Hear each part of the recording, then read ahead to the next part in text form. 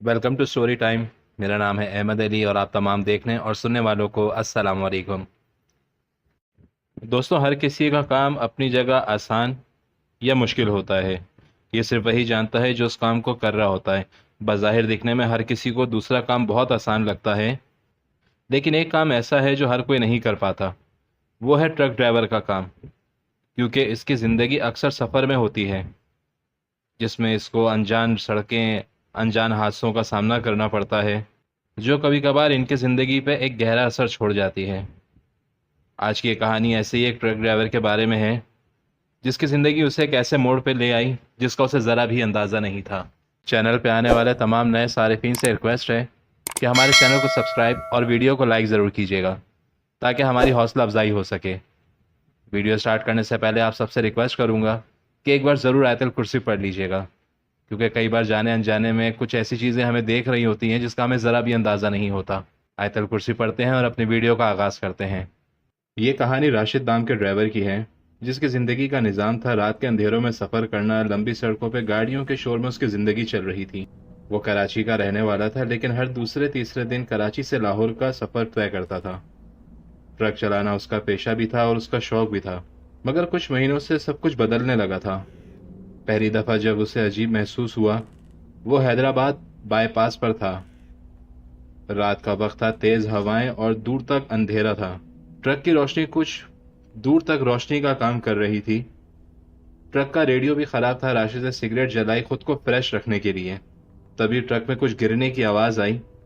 ऐसा लगा जैसे ट्रक में कोई भारी सी चीज गिरी हो। उसने फौरन ब्रेक लगाई और जब रियर व्यू मिरर में देखा तो उसको सिर्फ अंधेरा दिखाई दिया और कुछ नहीं। ट्रक से उतर के जब पीछे जाकर देखा तो सब चीजें अपनी जगह रखी हुई थी। उसने सोचा कोई चीज ट्रक के नीचे आ गई होगी और जाके वापस ट्रक में बैठ गया। लेकिन न जाने क्यों उस रात के बाद से उसके अंदर एक डर सा बैठ गया था। अगले कुछ दिनों के सफर में उसे अजीब अजीब सा महसूस होने लगा था। कभी ट्रक के केबिन में किसी के सांस लेने की आवाज, तो कभी कोई भारी कदमों से चलने की आवाज, और कभी रेयर व्यू मिरर में किसी की झलक दिखाई देती थी। एक दफा उसने क्लियरली देखा कि कोई काला और लंबा सा साया उसके ट्रक के पीछे भाग रहा था। उसने ब्रेक लगाई और जब ट्रक से उतर के देखा तो वहां कोई नहीं था। अगले दिन सुबह वो सब दोस्त एक होटल पर बैठे हुए थे और सारे ट्रक ड्राइवर थे। रूटीन के हिसाब से सारे सुबह उसी वक्त उस होटल पे आके रुकते और नाश्ता करते थे। तो राशिद ने अपने दोस्तों से पूछा, यार कभी ऐसा हुआ है कि तुम लोग ट्रक चला रहे हो और तुम्हें कोई अजीब सा साया महसूस हो रहा हो? कभी ऐसा लग रहा हो कि जैसे कोई ट्रक के पीछे भाग रहा हो, या ऐसा कभी लग रहा हो कि ट्रक के अंदर कोई हो? उस वक्त उसके दोस्त ने उसकी ये बात सुन के हंसने लगे और कहने लगे, तुम ये क्या अजीब अजीब सी बातें करने लगे हो, कहीं तुम पागल तो नहीं हो गए हो? लेकिन राशिद जानता था कि ये सब मजाक नहीं, एक हकीकत है। और उस वक्त राशिद काफी खौफजदा था। उसने अब रात में ट्रक चलाना भी कम कर दिया था। दिन में निकल जाता क्योंकि साया सिर्फ रात में नजर आता था। और जब कब्रिस्तान के पास से गुजरता था तो अजीब अजीब सी आवाजें सुनाई देती थी, जैसे कोई उसे आवाज लगा रहा हो या कोई उसे बुला रहा हो। एक दफा जब वो लाहौर के करीब के इलाके में था तो अनजाने में वो एक नए रास्ते की तरफ मुड़ गया। उसे ऐसा महसूस हुआ कि कोई उस केबिन में बैठा हुआ है। पहली दफा उसने साफ महसूस किया और अजीब सी खौफनाक उसके बराबर वाली सीट पर बैठी हुई थी, जिसका चेहरा अब साफ नहीं दिख रहा था। राशिद ने चीखते हुए पूछा, कौन हो तुम? और ब्रेक लगा दी। ट्रक जैसे रुका, वो औरत उसी लम्हे उस ट्रक से गायब हो गई थी। राशिद थोड़ी देर के लिए ट्रक से उतर के बाहर जाके खड़ा हो गया और आयतल कुर्सी पढ़ने लगा। उस हादसे के बाद राशिद अब एक अजीब से खौफ में रहने लगा था। 2 दिन बाद वो घर वापस आया, लेकिन वो किसी से बात नहीं कर रहा था, खामोश था। उसकी बीवी ने कहा, क्या बात है राशिद, काफी परेशान लग रहे हो, सब ठीक तो है? बस राशिद ने इतना ही बोला कि थका हुआ हूं, आराम करना चाहता हूं। एक रात उसकी बीवी ने देखा कि राशिद नींद में बातें कर रहा है और जोर जोर से कह रहा है, पीछे मत देखना, वो भाग रहा है, दरवाजा बंद करो, वो अंदर आ जाएगा। उसकी बीवी से उसकी हालत देखी नहीं जा रही थी। अगले दिन उसकी बीवी ने उसे डॉक्टर के पास लेकर गई। डॉक्टर ने टेस्ट करवाए तो सारे टेस्ट नॉर्मल आए थे। डॉक्टर ने कहा शायद स्ट्रेस हो या नींद ना पूरी होने की वजह से ऐसा हो रहा होगा। लेकिन राशिद जानता था ये स्ट्रेस नहीं, ये खौफ है। उसने अपने ट्रक में तावीज़ लगा लिया, मगर वो ये चीज़ उसके ट्रक में नहीं, उसके साथ थी। एक दिन राशिद ने फैसला किया, अब वो रात का सफ़र करेगा, शायद अंधेरे का सामना करने से उसका डर ख़त्म हो जाए। रात 11 बजे उसने ट्रक में सामान लोड करवाया और निकल गया। पहले सब कुछ ठीक था, लेकिन जब वो जामशेरों के बाद जब वो एक पुराने लिंक रोड से गुजर रहा था जहाँ स्ट्रीट लाइट नहीं थी और एक अजीब सा सन्नाटा था, तो उसने महसूस किया कि ट्रक के नीचे कोई चीज़ खींच रहा है। बहुत जोर से किसी चीज़ के खींचने की आवाज़ आ रही थी, जैसे कोई नीचे कोई चीज़ तोड़ने की कोशिश कर रहा हो। उसने ट्रक रोक के देखा तो नीचे कुछ भी नहीं था। जब वो वापस ट्रक में बैठा तो उसे किसी की आवाज़ सुनाई दी, तुम वापस मत जाओ, अगर तुम इस बार गए तो तुम कभी नहीं लौट पाओगे। उसने घबराते हुए ट्रक से बाहर देखा तो बाहर कोई नहीं था। जब वो वापस ट्रक में सही से बैठा तो उसने देखा कि उसके सीधे हाथ की तरफ एक रोड है, लेकिन वो रास्ता बिल्कुल वीराना सा था, जो एक कच्चा वन वे रोड था। सड़क के शुरू में बोर्ड लगा हुआ था जिस पे लिखा हुआ था वेलकम। ऐसे लग रहा था जैसे वो सड़क उसे अपनी तरफ बुला रही हो। राशिद का हाथ स्टीयरिंग पर था, लेकिन दिमाग उसी आवाज में उलझा हुआ था जो उसने उस औरत की सुनी थी। वो किसी इंसान की आवाज नहीं थी। आवाज में एक अजीब सी गूंज थी। उसने सोचा कि शायद ये मेरे दिमाग का खेल हो।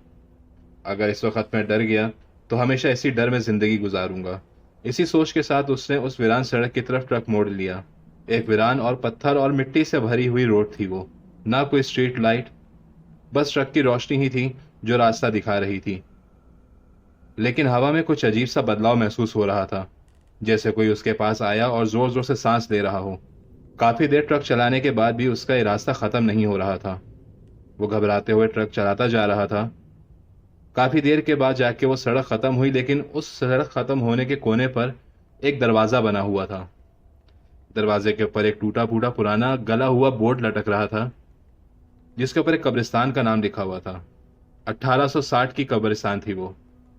उस वक्त कब्रिस्तान का दरवाजा खुला हुआ था। राशिद को लगा कि शायद इस कब्रिस्तान से रास्ता दूसरी तरफ निकलता है, लेकिन उसने उस वक्त गौर किया कि ट्रक की रोशनी जो है वो कब्रिस्तान के अंदर जाके धीमी हो रही है, जैसे ट्रक की रोशनी भी अंदर जाने से डर रही हो। राशिद का दिल कर रहा था कि वो वापस मुड़ जाए, लेकिन इस जगह में कुछ ऐसी कशिश थी जो उसे अपनी तरफ खींच रही थी। वो ट्रक लेकर अंदर जाने लगा।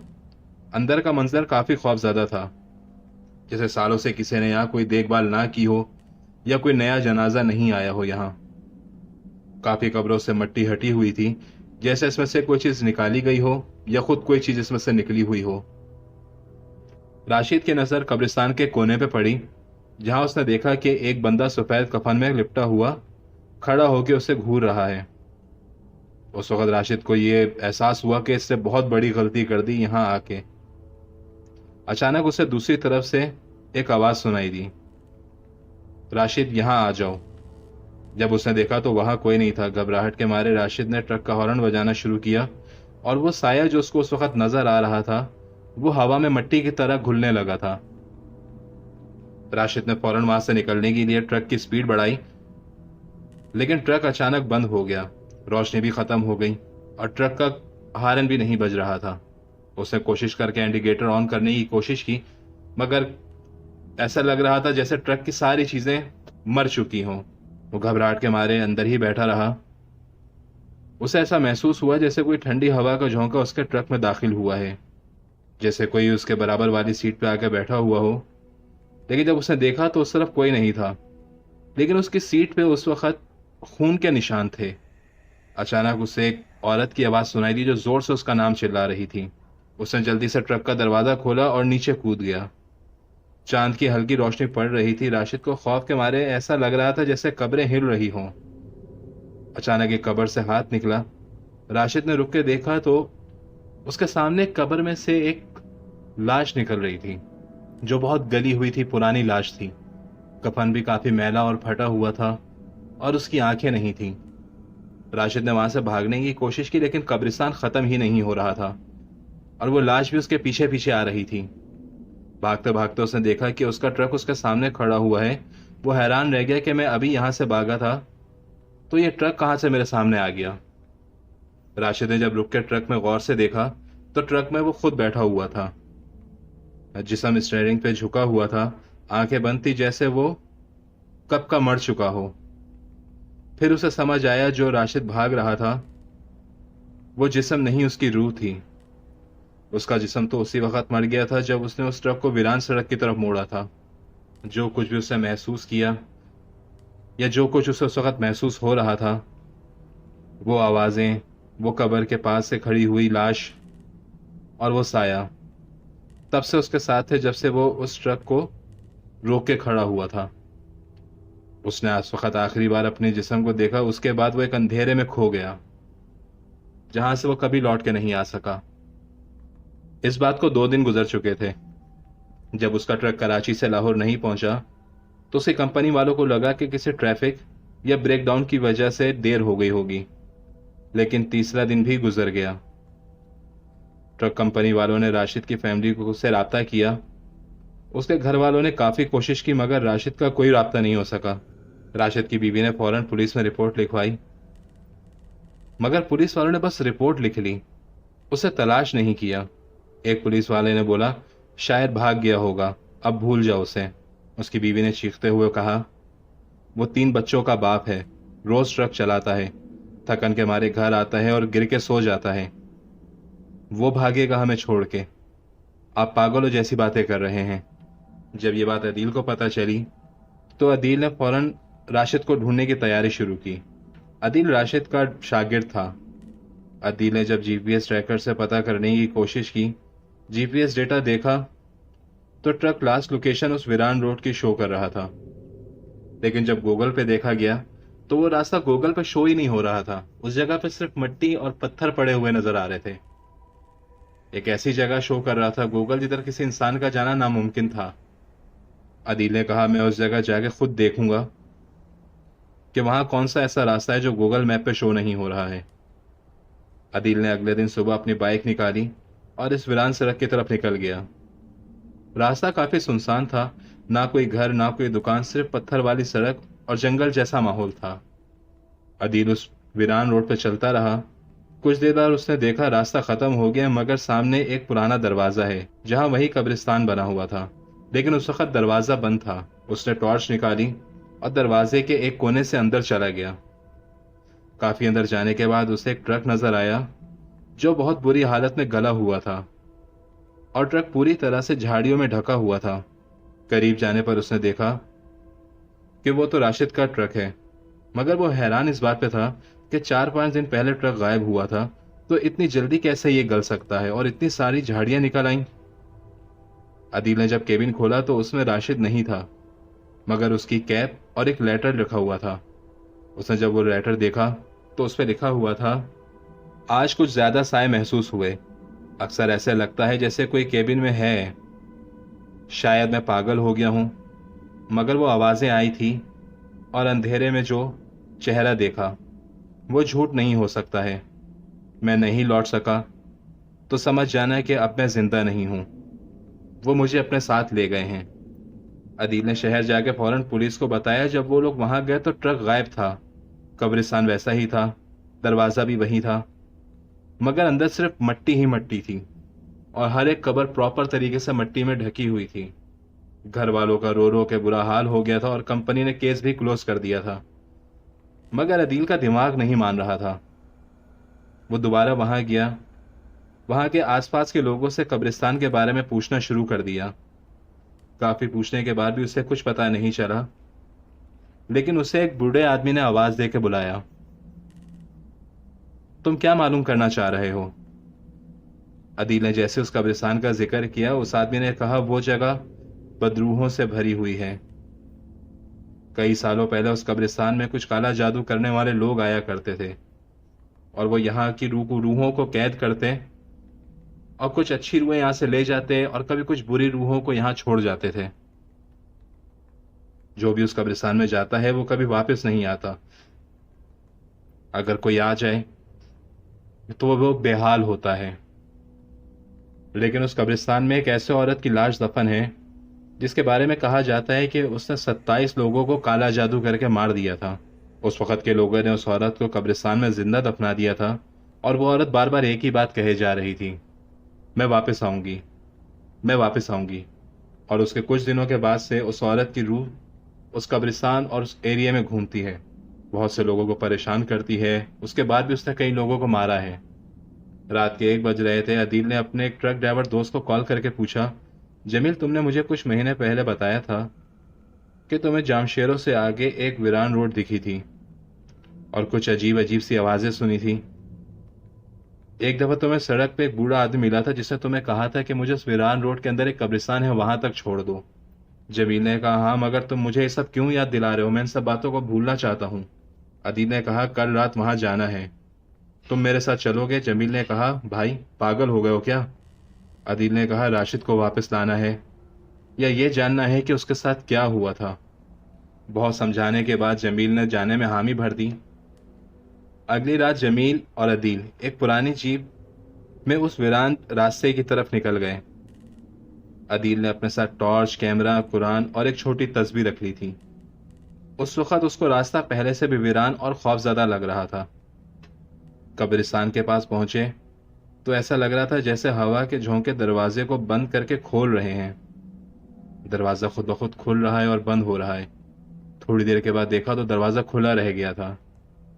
जमील के लिए ये सब कुछ नया था, तो जमील ने डरते हुए कहा, यह सब क्या हो रहा है? अदील ने जाने अनजाने में ऐसे अल्फाज अदा किए, ऐसा लग रहा है जैसे कोई अंदर हमारा इंतजार कर रहा है। कब्रिस्तान में कदम रखते ही कैमरा बंद हो गया। टॉर्च की रोशनी भी हल्की और तेज होने लगी, जैसे उस टॉर्च को कोई और कंट्रोल कर रहा हो। सब कुछ अजीब अजीब सा लग रहा था, जैसे हवाएं आसमान की तरफ से नहीं, जमीन से उठ रही हों। अचानक राशिद की आवाज आई, अदील पीछे मत देखना। जमील ने अदील की तरफ देखते हुए कहा, यह तो राशिद की आवाज है। अदील ने कहा, हाँ, वो शायद यही कहीं हमारे आसपास है। अदील को दूर एक बंदा खड़ा हुआ नजर आया। अदील ने आवाज दी, राशिद, क्या ये तुम हो? उस बंदे ने हल्का सा सर हिलाया। जब अदील कब्र के करीब गया तो वहां कोई नहीं था।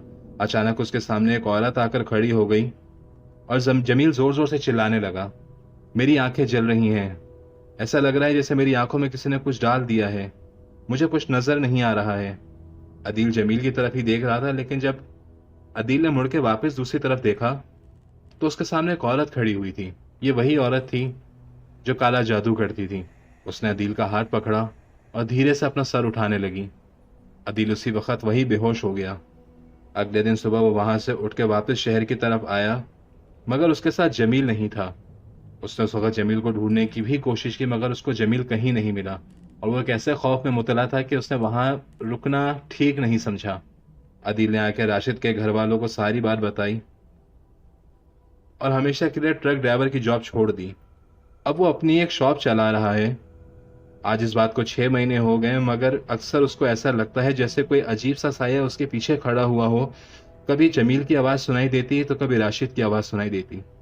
वो एक ऐसी आवाज़ होती जैसे वो किसी तकलीफ में उसको किसी मदद के लिए पुकार रहे हों। लेकिन हकीकत तो यह है कि अब वो उनके लिए कुछ नहीं कर सकता है।